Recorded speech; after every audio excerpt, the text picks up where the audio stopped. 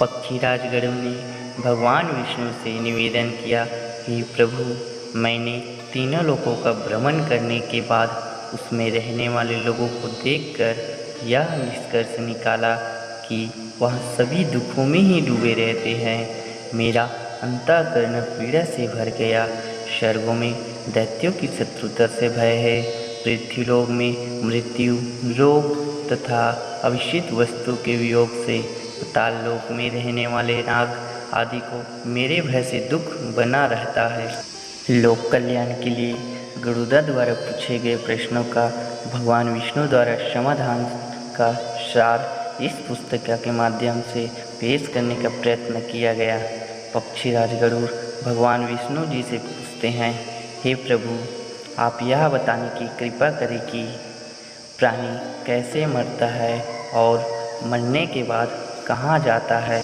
मरणशनान व्यक्ति को किस कारण पृथ्वी पर सुलाया जाता है, के नीचे कुश और तिल क्यों बिछाए जाते हैं, उसके मुख में पंचरत्न क्यों डाला जाता है, मृत्यु के समय गोदान अन्य वस्तुओं के दान क्यों दिया जाता है, उस प्राणी अतिवैवाहिक शरीर को कैसे प्राप्त करता है, अग्नि देने वाले पुत्र पौत्र उसे कंधे पर क्यों ले जाते हैं, शव में घृत का लेप क्यों किया जाता है, शव के उत्तर दिशा में यमसूतक का पाठ क्यों किया जाता है, मरे हुए व्यक्ति को पीने के लिए जल एक ही वस्त्र धारण करके क्यों दिया जाता है, शव का दाह संस्कार करके उस व्यक्ति को अपने परिजनों के साथ बैठकर भोजन आदि क्यों नहीं करना चाहिए, मृत व्यक्ति के पुत्र 10वें दिन के पहले किस लिए पिंडों का दान देते, शव का दाह संस्कार तथा उसके अंतर्जल तर्पण की क्रिया क्यों की जाती है, किस विधान से पितरों का पिंड दान देना चाहिए, उस पिंड को स्वीकार करने के लिए उनका आवाहन कैसे किया जाता है, दाह संस्कार के बाद अस्थि संचयन और घट फोड़ने का विधान क्यों है, 10वें दिन शुद्धि के लिए और सभी परिवारजनों के साथ खाना तथा विधान क्यों करना चाहिए, एकादश को पिंडदान करने का क्या प्रयोजन है, 13वें दिन पत्यदान आदि क्यों किया जाता है, वर्ष पर्यंत 16 श्राद्ध क्यों किए जाते हैं। हे प्रभु, मनुष्य का शरीर अनित्य है और समय आने पर ही मरता है, किंतु मैं उस छिद्र को नहीं देख सकता जिससे जीव निकल जाता है। प्राणी के अपने जीवन काल में किए गए पाप, पुण्य, दान आदि शरीर को नष्ट हो जाने पर उसके साथ कैसे चले जाते हैं। मरे हुए प्राणी के लिए स्पिंड वर्ण क्यों होता है। जो मनुष्य पापी, दुराचारी अथवा हस्तबुद्धि है, मरण के बाद वे किस स्थिति को प्राप्त होते हैं। हे उपेंद्र, मनुष्य की मृत्यु के समय उसके कल्याण के लिए क्या करना चाहिए।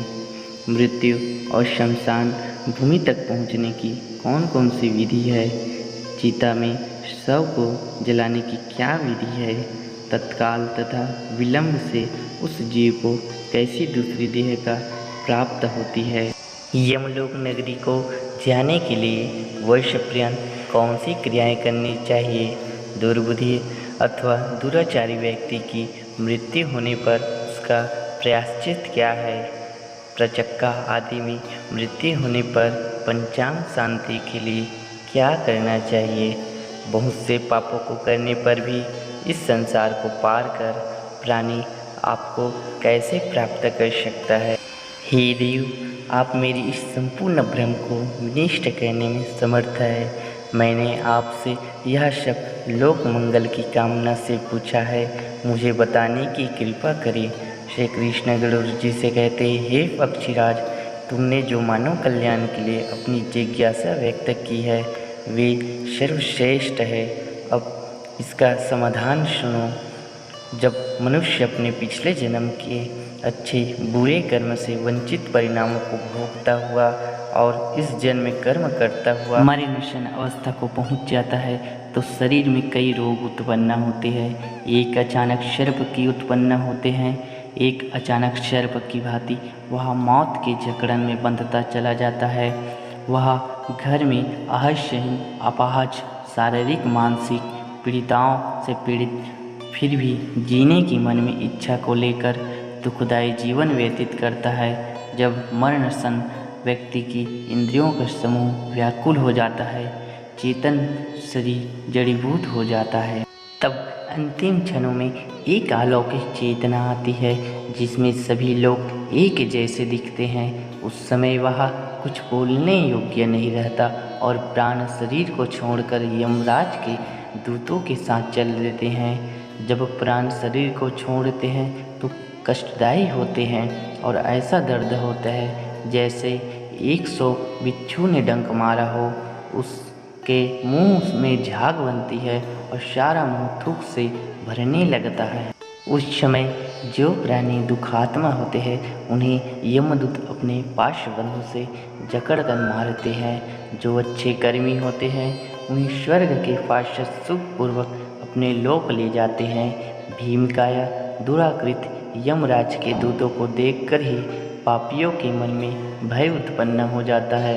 हाहाकार करता हुआ अंगूठे की नाप जितना मृत मनुष्य अपने घर को देखता हुआ यमदूतों द्वारा घसीटा हुआ रास्ते में अनेक यातनाएं सहते हुए यमराज के सामने ले जाया जाता है। जीव अति भयानक यमराज की काया को देखता है और फिर उसके आदेश पर तुरंत वापस अपने मृत स्थान पर यमदूतों के साथ आ जाता है। वह वापस अपने शरीर में जाने की कोशिश करता है, पर यमदूत उसके गले में फंदा डाले रहते हैं।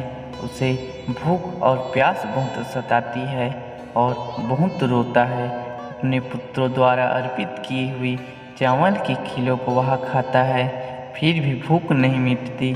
जिन आत्माओं को यह खीलें नहीं मिल पाती वह सुनसान जंगल में भटकती रहती है।